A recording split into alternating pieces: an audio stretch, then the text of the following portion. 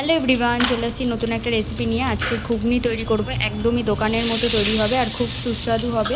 এমনভাবে তৈরি করলে প্রথমে আমি পাঁচফোড়ন, শুকনো লঙ্কা, এখানটায় দুটো তেজপাতা, লবঙ্গ, একটু দারচিনি দিয়ে দিয়েছি। তারপর পেঁয়াজ দিয়ে দিয়েছি কুচিয়ে, দিয়ে ভালোভাবে এটা নাড়িয়ে চাড়িয়ে যখন গন্ধ চলে গেছে তখন টমেটো বাটা দিয়ে দিয়েছি। টমেটো বাটাটা দিয়ে আমি যতক্ষণ না হালি গন্ধটা এর বেরোবে ততক্ষণ আমি ভালোভাবে এটা নাড়িয়ে চাড়িয়ে নেব, যতক্ষণ না এর গন্ধটা চলে যাবে। তারপর একটু আদা বাটা দিয়েছি, এখানে কোনো রসুনের ইউজ হবে না, কিন্তু আদা বাটাই দিয়েছি। রসুনটা দিলে অতটাও ভালো লাগে না, সেই জন্য তোমরা চাইলে দিতে পারো।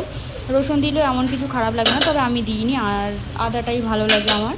তারপর নুন, এখানে জিরে গুঁড়ো, একটু ধনে গুঁড়ো, একটু হলুদ গুঁড়ো, লঙ্কার গুঁড়ো দিয়ে দিয়েছি, দিয়ে একটু সামান্য পরিমাণ চিনি দিয়ে দিয়েছি, দিয়ে ভালোভাবে এটা নাড়িয়ে চাড়িয়ে নেবো, কষিয়ে নেবো। একটু কষিয়ে জল দিয়েও কষিয়ে নেবো, একটু জল দিয়ে এটা ভালোভাবে কষানো হয়ে গেলে এখানে দেখো প্রায় আমার ভাজা ভাজা মতো ভাবটা চলে আসছে।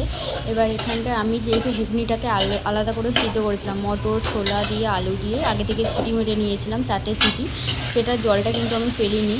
এখানে একটু জল দিয়ে আমি কষিয়ে নিয়ে তারপরে সেই জলটা শুধুই আমি এর উপরে দিয়ে দেবো, একটু একটু করে দিয়ে দিয়েছি। এখন কিন্তু জলটা পুরোপুরি ফেলে দেবো না, আগে ছেঁকে নিয়ে এটা দিয়ে দেবো। ভালোভাবে এটা আগে কষিয়ে নেবো, কষিয়ে নেওয়ার পর পুরোপুরি জলটা দিয়ে দিয়েছি। জলটা দিয়ে এটা এখন আমি ফুটতে দেবো।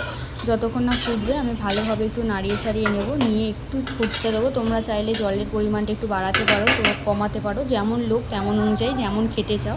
এখানে দেখো আমার প্রায়ই ফুটে উঠেছে, আর ফুটে উঠেছে, এবার তৈরিও হয়ে গিয়েছে। খেতে ভীষণই সুস্বাদু লাগে, কম সময়ে এমনভাবে তৈরি করে দেখো। আর হয়ে গিয়েছে আমার। তারপরে আমি এর ওপরে একটু জিরে গুঁড়ো দিয়ে দিয়েছি, জিরে গুঁড়ো দিয়ে খুব সুন্দর লাগে। এমনভাবে ট্রাই করে দেখো। আজকের রেসিপি এই পর্যন্তই, ভালো লাগলে লাইক কমেন্ট শেয়ার করে দিও। আজকের মতো এই পর্যন্তই, টাটা, বাই বাই।